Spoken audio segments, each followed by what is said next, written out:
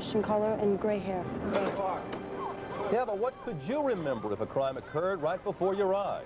What did you see? Our special report coming up next on Eyewitness News. Jumping around the radio for the best music mix, it's here on Mix.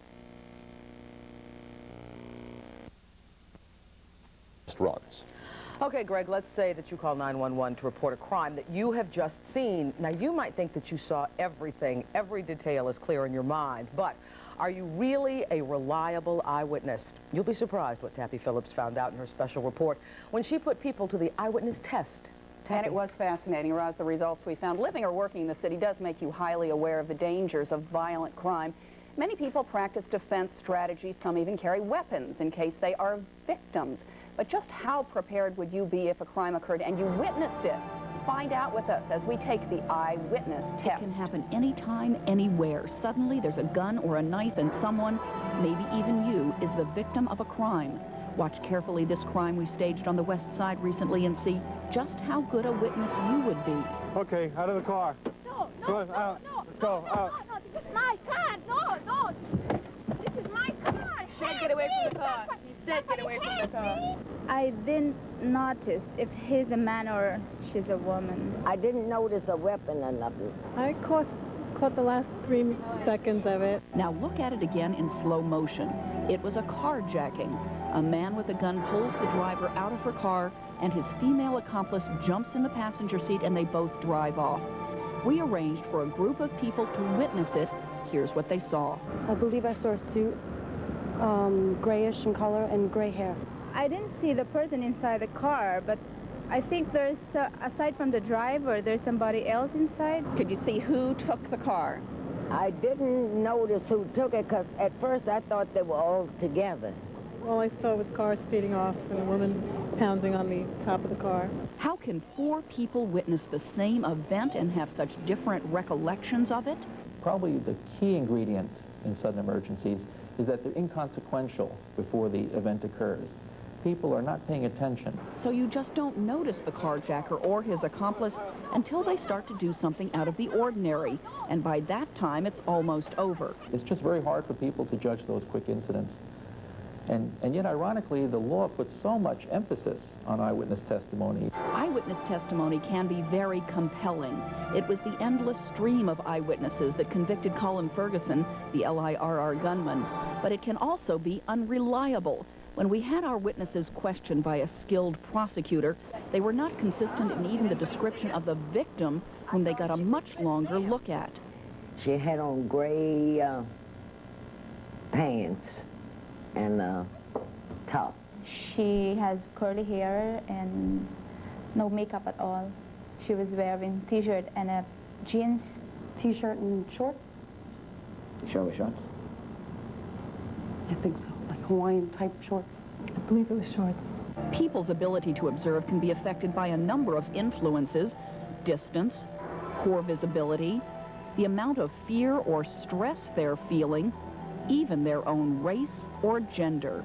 The fact is, I think witnesses can easily be taken apart, eyewitnesses, because the evidence is so insubstantial, so hard to pin down. Well, tomorrow we'll test your powers of observation in a different crime. We'll show you why many people are unable to give an accurate description of a crime when a weapon is involved, and we'll give you some pointers that experts say will make you a better eyewitness. That'll be tomorrow on Eyewitness News. That's fascinating. Isn't it? I learned so much in this. There may It's be incredible. some defense attorneys in town who want to see our eyewitness test. Very possibly. Might use that information. All right, Taffy, thanks. We'll see you tomorrow. So will our weather pass the test? Sam Champion's up next with the exclusive progress. How good of a witness would you be? Could you remember the suspect? What were they wearing? Tall? Short? Did they have a gun? Those are questions you might be asked, but would your information help lead to the assailant? Taffy Phillips has some answers in our eyewitness test. Taffy? And Greg, a crime can occur anytime, anywhere. And if you witness it, you may be questioned by police and even be asked to testify in court. How good a witness would you be? Find out as we take the eyewitness test. Give me your pocketbook. Let it go, let it go, let it go, let it go. Did you see it?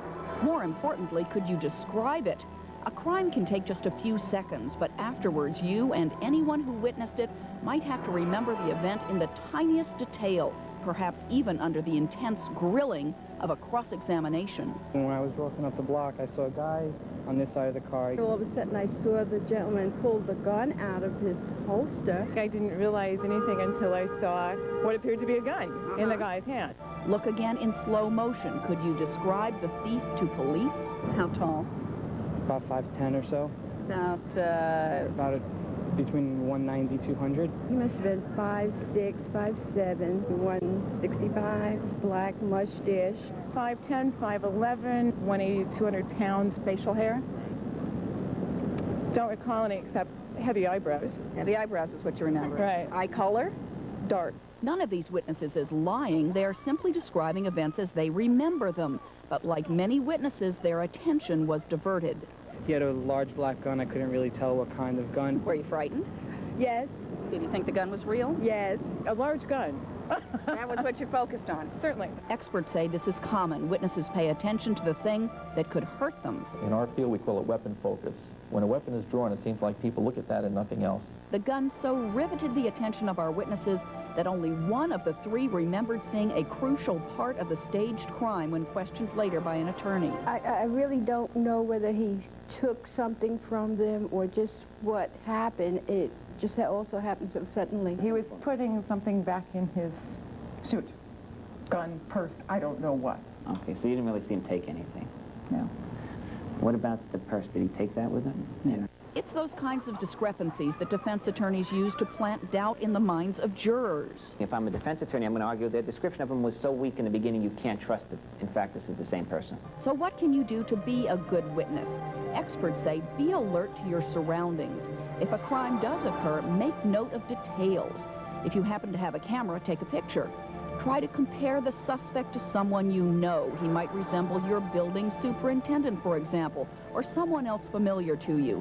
And finally, get involved. Whatever you can remember about that person, stay around. Even if you say, well, 30 people saw it, what can I do to assist? There's always one person who remembers something a little differently. And some of the best witnesses tend to be bank tellers, emergency medical technicians, and police, people trained to remain calm in emergencies. Experts say being a good witness means being alert to your surroundings. And that has the added benefit of perhaps preventing you from becoming a victim as well. Quite an experience for your volunteers, I bet. Yes, it was. They were surprised. They didn't quite know what to expect. And just hope it's not the real thing next time. Yes, indeed. Daffy, thanks.